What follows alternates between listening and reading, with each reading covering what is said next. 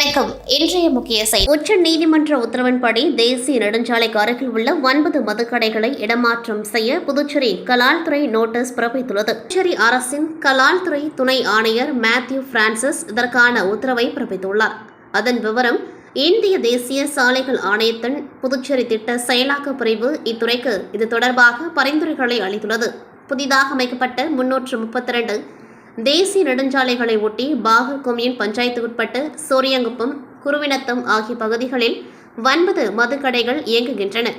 இந்த கடைகள் புதிதாக அமைக்கப்பட்டுள்ள தேசிய நெடுஞ்சாலைகளில் பயணிகளின் போக்குவரத்துக்கும் பொதுமக்களின் நடமாட்டத்துக்கும் சாலை பாதுகாப்புக்கும் இடையூறாக இருப்பதாக தெரிவிக்கப்பட்டுள்ளது. மேலும் உச்ச நீதிமன்றம் மத்திய சாலை மற்றும் போக்குவரத்து அமைச்சகத்தின் வழிகாட்டுதல் அடிப்படையில் நடவடிக்கை எடுக்கவும் வேண்டுகோள் விடுக்கப்பட்டுள்ளது. அதன் அடிப்படையில் தேசிய நெடுஞ்சாலையில் தடை செய்யப்பட்ட தூரத்துக்கு அப்பால் இந்த 9 மதுக்கடைகளும் ஒரு மாதத்துக்குள் இடமாற்றம் அல்லது மறு ஒதுக்கீடு செய்யப்பட வேண்டும். தவறினால் புதுச்சேரி கலால் சட்டம் 1970 அடிப்படையில் இந்த கடைகளுக்கு அளிக்கப்பட்ட உரிமத்தை இடைநீக்கம் அல்லது ரத்து செய்யும் கடுமையான நடவடிக்கை மேற்கொள்ளப்படும் என்று அந்த உத்தரவில் கூறப்பட்டுள்ளது. புதுச்சேரி தலைமை தேர்தல் அதிகாரியாக இருப்பவர் ரவி பிரகாஷ். இவர் தற்போது மகளிர் மற்றும் குழந்தைகள் மேம்பாட்டுத்துறை செயலராக கூடுதல் பொறுப்பில் நியமிக்கப்பட்டுள்ளார். துணைநிலை ஆளுநர் கைலாஸ்நாதனின் உத்தரவுப்படி இதற்கான ஆணையை தலைமை செயலர் சரத் சௌஹான் பிறப்பித்துள்ளார். பாகூர் அடுத்த சோரியங்குப்பம் தென்பெண்ணை ஆற்றங்கரையில் உள்ள மூங்கேல் புதர் நேற்று மாலை திடீரென தீப்பிடித்து எரிந்தது. தகவல் அறிந்த பாகூர் தீயணைப்பு வீரர்கள் சம்பவ இடத்திற்கு விரைந்து சென்று தீயை அணைத்தனர். இந்நிலையில் இரவு சுமார் 8:30 மணியளவில் அங்குள்ள தனியார் மதுபான கடையின் பின்புறம் மது அருந்த அமைக்கப்பட்டிருந்த கீற்று கொட்டகை திடீரென தீப்பிடித்து எரிந்துள்ளது. அப்பொழுது அங்கு மது குடித்துக் கொண்டிருந்த குடிமகன்கள் அலறியடித்து ஓட்டம் பிடித்தனர். தகவல் அறிந்த பாகூர் தீயணைப்பு வீரர்கள் சம்பவ இடத்திற்கு விரைந்து சென்று தீயை அணைக்கும் முயற்சியில் ஈடுபட்டனர். காற்றின் வேகமாக வீசியதால் தீ மளமளவென பரவி கொழுந்துவிட்டு எரிந்தது. 10க்கும் மேற்பட்ட வீரர்கள் 2 மணி நேரம் போராடி தீயை அணைத்தனர். இந்த விபத்தில் கொட்டகை மற்றும் அதன் உள்ளே இருந்த மேஜைகள், நாற்காலிகள் உள்ளிட்ட பொருட்கள் எரிந்து சாம்பலானது. தீ விபத்து குறித்து போலீசார் விசாரித்து வருகின்றனர். புதுச்சேரி மாநிலத்தில் கடந்த 1991 முதல் 2024 வரை தேசிய விருது பெற்ற கைவினை கலைஞர்களை கௌரவிக்கும் வகையில் மாவட்ட தொழில் மையத்தின் கைவினை அபிவிருத்தி திட்டத்தின் கீழ் தலா ரூபாய் 1 லட்சம் மதிப்பிலான காசோலைகளை முதலமைச்சர் ரங்கசாமி தனது இல்லத்தில் வழங்கி பாராட்டினார். இந்த நிதி உதவியை காரைக்காலை சேர்ந்த தேசிய விருது பெற்ற கைவினை கலைஞர் ராமகிருஷ்ணன் மற்றும் புதுச்சேரியை சேர்ந்த பத்மஸ்ரீ முனுசாமி, சேகர், மாசிலமணி, வெங்கடேசன், மோகன்தாஸ் உள்ளிட்ட மொத்தம் 6 கைவினை கலைஞர்கள் பெற்றுக்கொண்டார்கள். புதுச்சேரியின் பாரம்பரிய கைவினை கலையை தேசிய மற்றும் உலகளாவிய அளவில் உயர்த்திய கலைஞர்களின் பங்களிப்பை பாராட்டும் நோக்கிலும் இக்கலையை அடுத்த தலைமுறையினரிடம் கொண்டு சேர்க்கும் முயற்சிக்கு ஊக்கமளிக்கும் வகையிலும் இந்த நிதியுதவி வழங்கப்பட்டதாக தெரிவிக்கப்பட்டது. நிகழ்ச்சியில் மாவட்ட தொழில் மைய பொது மேலாளர் ஜெயராமன், திட்ட மேலாளர் ஹேமலதா மற்றும் மாவட்ட தொழில் மைய அதிகாரிகள் கலந்து கொண்டார்கள்.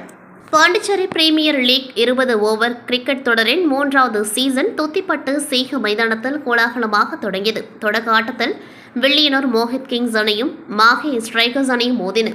டாஸ் வென்ற மாஹே ஸ்ட்ரைக்கர்ஸ் அணி முதலில் பந்து வீச்சை தேர்வு செய்தது. அதன்படி முதலில் பேட்டிங் செய்த வில்லியனூர் மோஹித் கிங்ஸ் அணி 20 ஓவர்களில் 5 விக்கெட் இழப்புக்கு 199 ரன்கள் குவித்தது. அதன்படி முதலில் பேட்டிங் செய்த வில்லியனூர் மோஹித் கிங்ஸ் அணி 20 ஓவர்களில் 5 விக்கெட் இழப்புக்கு 199 ரன்கள் குவித்தது. இதில் பிருத்வி ராஜன் கண்ணா அதிரடியாக விளையாடி 29 பந்துகளில் 66 ரன்கள் எடுத்தார். 200 ரன்கள் என்ற வெற்றி இலக்குடன் களமிறங்கிய மாஹே ஸ்ட்ரைக்கர்ஸ் அணி வில்லியனூர் அணியின் கட்டுக்கோப்பான பந்துவீச்சை சமாளிக்க முடியாமல் 20 ஓவர்களில் 7 விக்கெட் இழப்புக்கு 149 ரன்கள் மட்டுமே எடுத்தது. இதன் மூலம் வில்லியனூர் மோஹித் கிங்ஸ் அணி 50 ரன்கள் வித்தியாசத்தில் அபார வெற்றி பெற்றது. வெற்றிக்கு முக்கிய பங்காற்றிய ஆகாஷ் 45 ரன்கள் குவித்ததுடன் 3 விக்கெட்டுகளையும் கைப்பற்றி ஆட்ட நாயகன் விருதை பெற்றார். தொடரின் அடுத்த லீக் ஆட்டங்கள் இன்று நடைபெறுகின்றன. விருதாச்சலம் பகுதியை சேர்ந்த பாலமுருகன், விஜய் மற்றும் அவர்களது நண்பர்கள் 3 என மொத்தம் 5 பேர் சொந்த வேலைக்காக காரில் சென்னை நோக்கி சென்று கொண்டிருந்தனர். அப்பொழுது திண்டிவனம் அருகே சாரம் பகுதியில் சென்றபொழுது பின்னால் அதிவேகமாக வந்த மற்றொரு கார் அவர்கள் பயணித்த கார் மீது மோதியது. இந்த மோதலின் தாக்கத்தில் பாலமுருகன் ஓட்டி வந்த கார் கட்டுப்பாட்டை இழந்து சாலையோரத்தில் இருந்த புளிய மரத்தில் மோதி விபத்துக்குள்ளானது. இந்த கோர விபத்தில் பாலமுருகன் மற்றும் விஜய் ஆகியோர் சம்பவ இடத்திலேயே உயிரிழந்தனர். மேலும் காரில் பயணித்த மூவர் படுகாயமடைந்தனர். தகவல் அறிந்து சம்பவ இடத்திற்கு விரைந்த ஒலக்கூர் போலீசார் காயமடைந்தவர்களை மீட்டு திண்டிவனம் அரசு பொது மருத்துவமனைக்கு சிகிச்சைக்காக அனுப்பி வைத்தனர். உயிரிழந்த இருவரின் உடல்களும் பிரேத பரிசோதனைக்காக திண்டிவனம் அரசு பொது மருத்துவமனைக்கு அனுப்பி வைக்கப்பட்டன. இந்த விபத்து தொடர்பாக ஒலக்கூர் போலீசார் வழக்கு பதிவு செய்து விசாரணை மேற்கொண்டு வருகின்றனர்.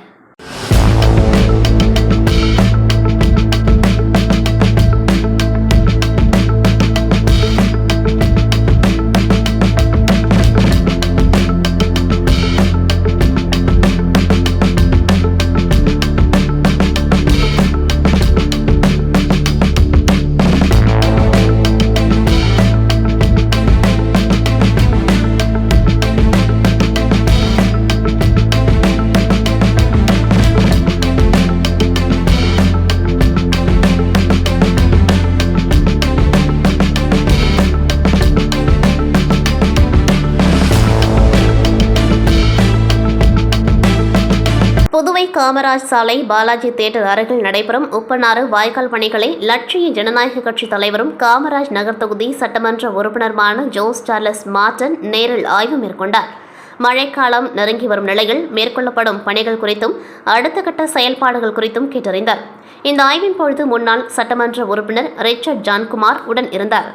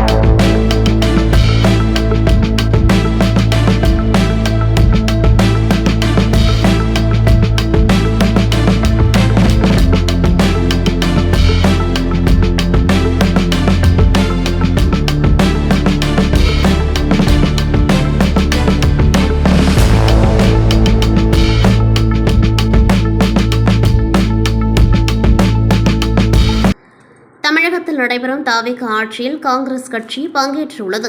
காங்கிரஸை சேர்ந்த விஸ்வநாதன், ராஜேஷ்குமார் ஆகியோர் அமைச்சர்களாக உள்ளனர். இவர்கள் இன்று புதுவை மாநில காங்கிரஸ் கட்சி தலைமை அலுவலகத்துக்கு வந்தனர். அவர்களை மாநில காங்கிரஸ் தலைவர் வைத்திலிங்கம் எம்பி தலைமையில் காங்கிரசார் வரவேற்றார்.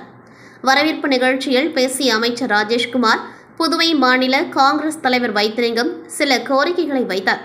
புதுவை விமான நிலையத்தை விரிவாக்கம் செய்ய தமிழக நிலம் தேவைப்படுகின்றது. விமான நிலைய விரிவாக்கத்துக்கு நிதி ஒதுக்கப்பட்டுள்ளது. தமிழக பகுதியில் தேவைப்படும் 214 ஏக்கர் நிலத்தை கையகப்படுத்தி தரும்படி கேட்டுள்ளார். அதேபோல் புதுவை குடிநீர் பிரச்சினையை தீர்க்க தமிழகத்தின் அணைகளை திறப்பது, காவிரி நீர் பிரச்சினையில் இணைந்து செயல்படுவது என கோரிக்கை வைத்துள்ளார். இந்த கோரிக்கைகளை முழுமையாக முயற்சி செய்து தீர்ப்போம். திமுக ஆட்சி கட்டலில் பலமுறை அமர காங்கிரஸ் தொண்டர்கள் உழைப்பதன் காரணம். தனித்து திமுக போட்டியிட்டிருந்தால் ஆட்சியை பிடித்திருக்க முடியாது. வரும் 15ஆம் தேதி காமராஜர் பிறந்தநாளை தமிழகத்தில் பிரம்மாண்டமாக கொண்டாடப்பட உள்ளோம். லஞ்சம் தவிர நெஞ்சம் நிமிர் என்ற தலைப்பில் தமிழகம் முழுவதும் விழா கொண்டாடப்படும். உள்ளாட்சி பாராளுமன்ற தேர்தல்களில் புதுவை தமிழகம் இணைந்து செயல்படவும் 2029 தலைவர் ராகுல் பிரதமர் ஆவார் என்பதில் எந்த மாற்றமும் இல்லை. நிகழ்ச்சியில் மாநில காங்கிரஸ் தலைவர் வைத்திலிங்கம் தலைமை வகித்தார். முன்னாள் முதலமைச்சர் நாராயணசாமி, முன்னாள் அமைச்சர்கள் கந்தசாமி, ஷாஜகான், முன்னாள் எம்எல்ஏ பாலன், காங்கிரஸ் நிர்வாகிகள் கருணாநிதி, தனுஷ், பிரதீஷ் இருதயராஜ், பஞ்சகாந்தி, இளையராஜா உட்பட பலர் பங்கேற்றனர். மணவெளி தொகுதிக்குட்பட்ட பூரணாங்குப்பம் பகுதியில் எழுந்தருளி உள்ள அருள்மிகு ஸ்ரீ திரௌபதி அம்மன் ஆலயத்தில் நடைபெற்ற திருக்கல்யாண வைபவ விழாவில் நூற்றுக்கணக்கான பக்தர்கள் பங்கேற்று சுவாமி தரிசனம் செய்தனர். முன்னதாக திருக்கல்யாணத்தை முன்னிட்டு காலை முதல் ஸ்ரீ திரௌபதி அம்மன் மற்றும் ஸ்ரீ அர்ஜுனன் சுவாமிக்கும் ஆலயத்தில் பல்வேறு சிறப்பு பூஜைகள் நடைபெற்றது. இதனைத் தொடர்ந்து சர்வ அலங்காரத்துடன் திருமண கோலத்தில் காட்சியளித்த திரௌபதி மற்றும் ஸ்ரீ அர்ஜுனன் சுவாமிக்கு திருக்கல்யாணம் வெகு விமர்சையாக நடைபெற்றது. இதில் சுற்றுவட்டார பகுதியைச் சேர்ந்த கிராமத்திலிருந்து திரளான பக்தர்கள் கலந்து கொண்டு திருக்கல்யாணத்தை கண்டு களித்தனர்.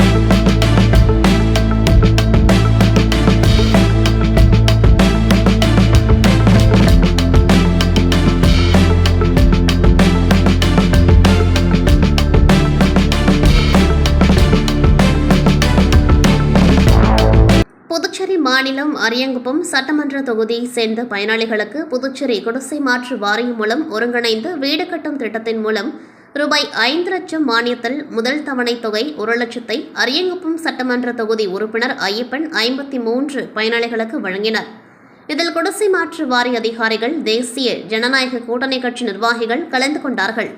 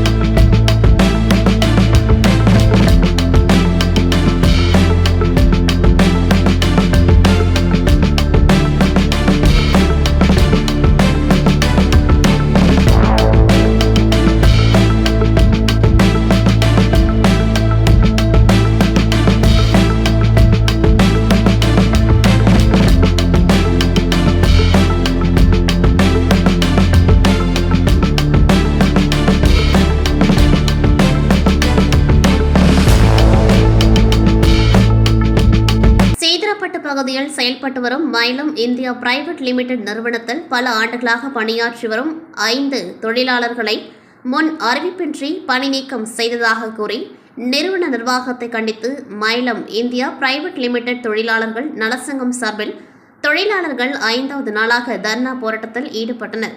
தொழிற்சங்க நிர்வாகிகள் கூறுகையில், கடந்த 30 ஆண்டுகளாக நிறுவனத்தில் பணியாற்றி வந்த 5 தொழிலாளர்களை எந்தவித முன் அறிவிப்புமின்றி திடீரென பணியிலிருந்து நீக்கியதாக குற்றம் சாட்டினர். இதனை கண்டித்து 50க்கும் மேற்பட்ட தொழிலாளர்கள் கடந்த 5 நாட்களாக தொடர் தர்ணா போராட்டத்தில் ஈடுபட்டு வருகின்றனர். மேலும் தொழிலாளர்கள் மீது பழிவாங்கும் நடவடிக்கை நிர்வாகம் கைவிட வேண்டும் என்றும், பணி நீக்கம் செய்யப்பட்ட 5 தொழிலாளர்களின் குடும்ப நலன் மற்றும் அவர்கள் கடந்த 30 ஆண்டுகளாக நிறுவனத்தின் வளர்ச்சிக்காக ஆற்றிய பங்களிப்பை கருத்தில் கொண்டு அவர்களை மீண்டும் பணியில் அமர்த்த வேண்டும் என்றும் வலியுறுத்தினர். புதுச்சேரி சட்டப்பேரவை தேர்தலில் திருநள்ளாறு தொகுதியில் பாரதிய ஜனதா கட்சி வேட்பாளராக போட்டியிட்டு காரைக்கால் மாவட்டத்திலேயே அதிக வாக்குகள் வித்தியாசத்தில் வெற்றி பெற்ற சட்டமன்ற உறுப்பினரும் புதுச்சேரி அமைச்சருமான ராஜசேகரன் தொகுதி மக்களுக்கு நன்றி தெரிவிக்கும் நிகழ்ச்சியில் இன்று பங்கேற்றார். செல்லூர் மாதாக்கோவில் தெரு, கன்னிக்கோவில் தெரு, சாலியர் தெரு, அகலக்கண்ணு மேலத்தெரு உள்ளிட்ட பகுதிகளில் திறந்தவெளி வாகனத்தில் சென்றும் பொதுமக்களை நேரில் சந்தித்தும் அமைச்சர் நன்றி தெரிவித்தார். அப்பொழுது அமைச்சர் ராஜசேகரனுக்கு பொதுமக்கள் சால்வை அணிவித்தும் மாலை அணிவித்தும் ஆரத்தி எடுத்தும் பட்டாசு வெடித்தும் உற்சாக வரவேற்பு அளித்தனர். பொதுமக்களிடமிருந்து பல்வேறு கோரிக்கைகள் மற்றும் குறைகளை கேட்டறிந்த அமைச்சர் அவற்றை விரைவாக பரிசீலித்து நிறைவேற்ற தேவையான நடவடிக்கைகள் மேற்கொள்ளப்படும் என உறுதியளித்தார். இந்த நன்றி தெரிவிக்கும் நிகழ்ச்சியில் கூட்டணி கட்சிகளின் நிர்வாகிகள், பாஜக நிர்வாகிகள், தொண்டர்கள் மற்றும் ஏராளமான பொதுமக்கள் கலந்து கொண்டார்கள்.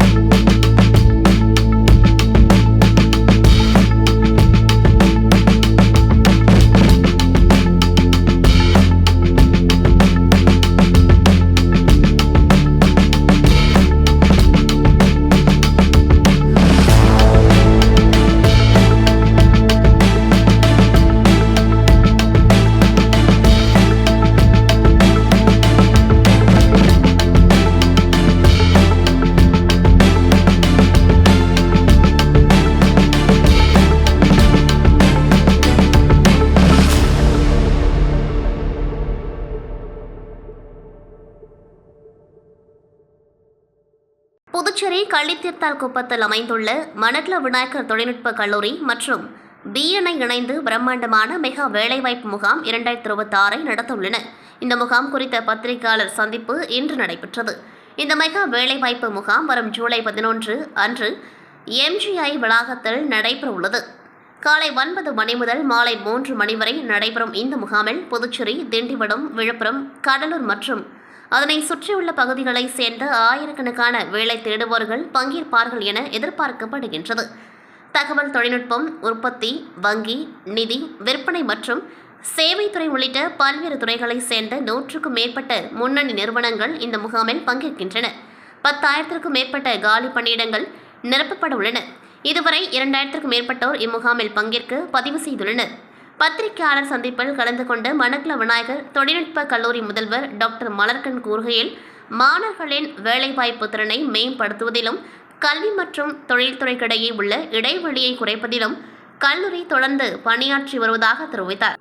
பிஎன்ஜே புதுச்சேரி நிர்வாக இயக்குநர் இளங்கோ பேசுகையில், இந்த மெகா வேலைவாய்ப்பு முகாம் மாணவர்களுக்கு சிறந்த வேலை மற்றும் பயிற்சி வாய்ப்புகளை பெற ஒரு பொன்னான வாய்ப்பாக அமையும் என்று குறிப்பிட்டார். மேலும் இந்த வாய்ப்பை அதிகப்படியான இளைஞர்கள் பயன்படுத்திக் கொள்ளுமாறு அவர் கேட்டுக்கொண்டார். இந்நிகழ்விற்கான ஏற்பாடுகளை எம்ஐடி கல்லூரி வேலைவாய்ப்பு துறை மற்றும் துறை வேலைவாய்ப்பு ஒருங்கிணைப்பாளர்கள் சிறப்பாக மேற்கொண்டு வருகின்றனர். இத்துடன் செய்திகள் நிறைவடைகின்றது. நன்றி, வணக்கம்.